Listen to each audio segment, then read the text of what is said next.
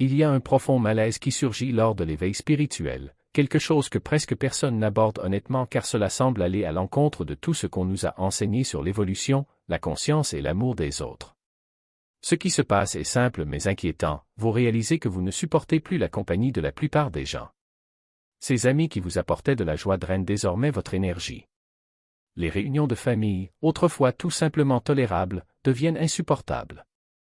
Les collègues de travail, dont la présence était autrefois agréable, vous énervent désormais.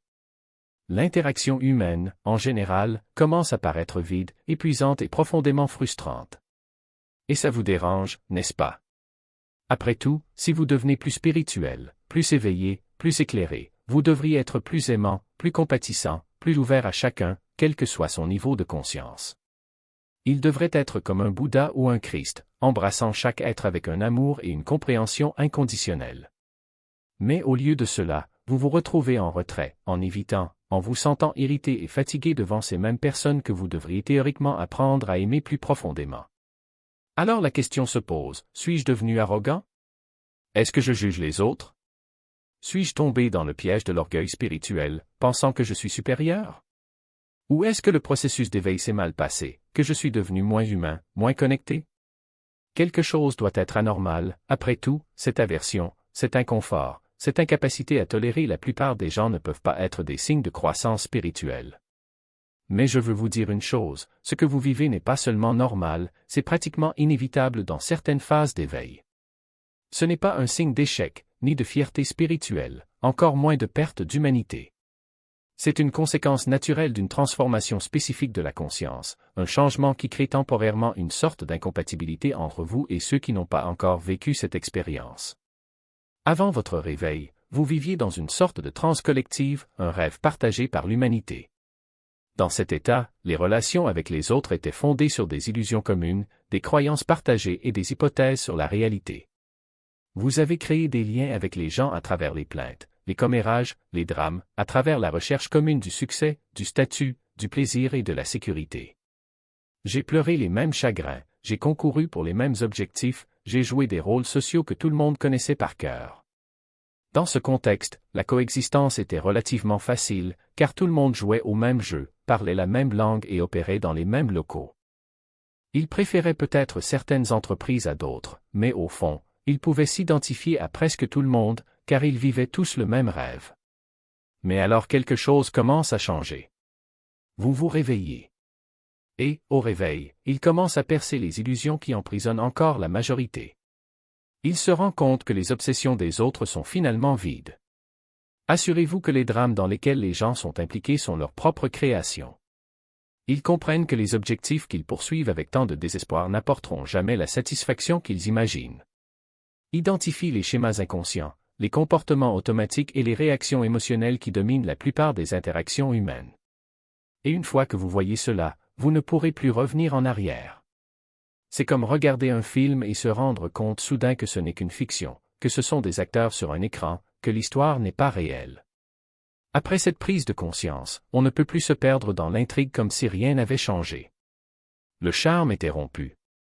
Aujourd'hui, lorsqu'on interagit avec des gens encore immergés dans leur rôle, absorbés par leur drame, poursuivant les mêmes objectifs vides et se plaignant des mêmes problèmes qu'ils ont eux-mêmes créés, une profonde déconnexion apparaît. Ils parlent une langue que vous ne comprenez plus. Ils jouent à un jeu auquel vous avez arrêté de jouer. Ils vous demandent de participer à une réalité partagée que vous avez déjà découverte et à laquelle vous ne pouvez plus prétendre croire. Et cela crée de la fatigue, un sentiment de mensonge, de tension. Vous êtes appelé à rencontrer des gens dans un lieu où vous ne vivez plus. Ils s'attendent à ce que vous vous souciez de choses que vous considérez comme non pertinentes. Ils exigent que vous participiez à des conversations qui semblent complètement creuses, que vous fassiez semblant de vous intéresser à des drames dont vous savez qu'ils sont auto-infligés, que vous souteniez des activités dont vous savez déjà qu'elles ne mèneront nulle part. De plus, la plupart des gens vivent dans un état de faible présence, l'esprit plein de bruit. Ils ne sont pas vraiment là, ils ne sont pas présents sur le moment. Ils sont perdus dans leurs pensées, leurs soucis, leurs projets, leurs regrets, leurs fantasmes. Et quand vous interagissez avec quelqu'un comme ça, il n'y a pas de véritable rencontre, il n'y a pas de véritable contact. Vous parlez de leur construction mentale d'eux-mêmes, de leur idée de qui ils sont, et non de leur être réel. Et cela devient aussi épuisant. Parce que vous avez déjà fait l'expérience d'une présence authentique, d'un vrai contact, de la rencontre entre des êtres qui sont vraiment là. Et une fois qu'on y a goûté, l'alternative semble profondément insatisfaisante. C'est comme si on avait mangé de la vraie nourriture et qu'on lui offrait ensuite une assiette de réplique en plastique. Vous reconnaissez qu'ils ressemblent à de la nourriture, mais ils ne se nourrissent pas, ils ne se nourrissent pas. Il y a aussi la question de l'énergie. Avant de vous réveiller, vous avez probablement donné votre énergie sans vous en rendre compte, vous laissant entraîner dans les drames des autres, absorbant leurs états émotionnels, étant affecté par leurs humeurs, leurs opinions et leurs jugements. Il était perméable de telle sorte que les gens pouvaient le drainer, l'intégrer à leurs habitudes et l'utiliser comme entrepôt pour leur inconscience. Mais à mesure que vous vous réveillez, vous devenez plus sensible à ces dynamiques, plus conscient de ces mouvements. Ressentez quand quelqu'un essaie de vous entraîner dans un drame. Vous remarquez quand ils essaient de décharger leurs émotions sur vous. Identifiez quand une interaction est, en fait, une forme de vampirisme énergétique, dans lequel une personne se nourrit de l'attention et des réactions de l'autre. Et une fois qu'on en prend conscience, on commence naturellement à protéger son énergie, à poser des limites, à refuser de participer à ces échanges épuisants. Mais cela signifie que de nombreuses interactions autrefois possibles deviennent désormais intolérables. Les gens qui vous ont inconsciemment utilisé comme source d'énergie, comme public pour leur drame, comme miroir de leur ego, semblent désormais inconfortables, épuisants, voire toxiques. Et il est important de le préciser, la connexion n'est pas aussi profonde que celle dont vous rêvez maintenant. Ce qui compte est de discerner, dans chaque interaction, s'il y a de la place pour l'authenticité ou si l'on répète simplement d'anciens schémas par habitude, par peur ou par une fausse idée du devoir. Il ne s'agit pas de rejeter les gens, mais de reconnaître que certaines relations, comme certains chapitres d'un livre, prennent fin non pas à cause d'un échec, mais parce que leur histoire a pris une nouvelle direction. Et voici la vérité inconfortable. Souvent, ceux qui résistent le plus à leur transformation sont précisément ceux qui ont le plus bénéficié de leur ancienne version. Ils ne veulent pas que vous changiez parce que cela les oblige à affronter leurs propres limites. Si vous arrêtez d'alimenter leurs drames, si vous refusez d'être le miroir qui reflète leurs insécurités, si vous arrêtez de valider leurs illusions, ils se sentent perdus. Et au lieu de se remettre en question, ils préfèrent vous qualifier de distant, égoïste ou trop différent. Mais ne vous y trompez pas, cette résistance ne vous concerne pas. Il s'agit de leur peur de perdre le contrôle, d'être laissé pour compte, de devoir affronter le vide que vous avez déjà commencé à remplir de présence. Le défi n'est donc pas de convaincre les autres que votre changement est valable, mais de rester ferme sur la clarté de ce que vous savez être vrai. Car au fond, la seule approbation qui compte est celle de votre propre conscience. Si vous vous laissez entraîner dans le jeu des attentes des autres, si vous sacrifiez votre paix pour éviter les conflits, vous vous trahissez. Et cette trahison est bien plus douloureuse que n'importe quel jugement extérieur. Mais il y a un paradoxe dans tout cela, plus vous vous éloignez de ce qui ne vous sert pas, plus vous créez de l'espace pour ce qui compte vraiment. Et, petit à petit, cet espace commence à être rempli, non pas par des gens qui rentrent dans un moule, mais par ceux qui reconnaissent en vous la même recherche, le même courage de vivre en dehors des illusions collectives. Ce ne sont pas des relations parfaites, car rien d'humain ne l'est.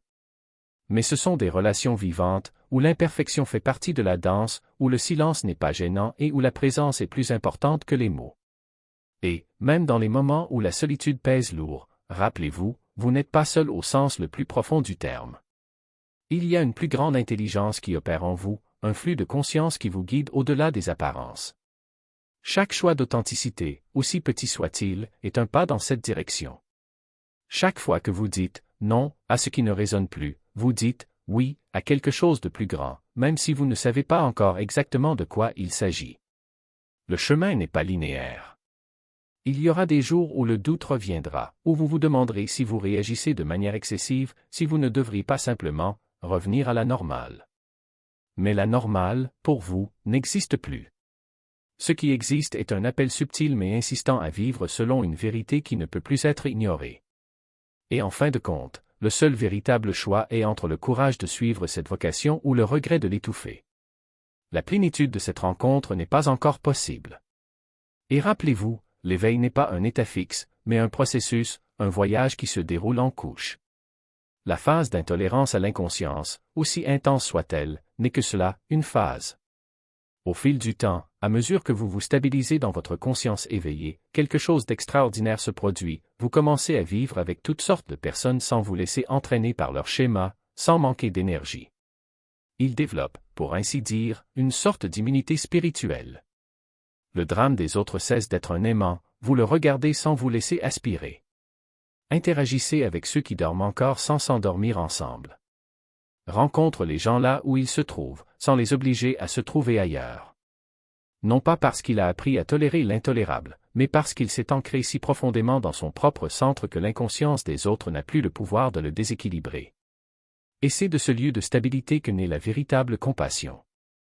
Non pas celle qui sacrifie son bien-être au nom d'une fausse bonté, mais celle qui voit clair, accepte ce qui est et offre ce qui aide vraiment sans s'attacher aux résultats. On peut être présent face à la souffrance sans la porter. Vous pouvez reconnaître l'inconscient sans la juger. C'est qu'en parler et qu'en se taire. Mais même à ce nouveau niveau, vous remarquerez probablement une transformation radicale dans votre cercle social. Bon nombre des relations que vous entreteniez avant votre éveil se sont transformées ou dissoutes. Les personnes avec qui vous choisissez de passer du temps maintenant sont différentes parce que vous êtes différent. Et c'est naturel. Votre changement se reflète dans tout ce qui vous entoure. Si vous traversez cette phase inconfortable, où vous vous sentez mal à l'aise avec les autres, renfermé, irrité ou épuisé par des interactions qui semblaient normales auparavant, ne vous condamnez pas, comprenez que cela fait partie du processus, une incompatibilité temporaire lorsque vous passez d'un mode de conscience à un autre. Donnez-vous la permission de vous éloigner, d'être seul, de protéger votre énergie et votre paix. Ayez confiance qu'à mesure que l'éveil s'approfondit et que vous vous installez dans une présence authentique, les bonnes relations émergeront. Des connexions basées non pas sur des illusions partagées, mais sur la réalité, pas dans des schémas inconscients, mais en présence consciente, non pas dans le renforcement mutuel des masques, mais dans la véritable rencontre de l'être à être. Ces relations valent la peine d'attendre. Ils valent la solitude. Toutes les fausses connexions méritent d'être abandonnées. Parce qu'en fin de compte, ce qui compte, ce n'est pas le nombre de personnes que vous connaissez, votre popularité ou la charge de votre emploi du temps. Il en va de la qualité de vos liens, de la profondeur de vos rencontres, de l'authenticité de vos relations. Et un seul lien véritable avec un autre être éveillé vaut plus que 1000 relations superficielles avec ceux qui dorment encore.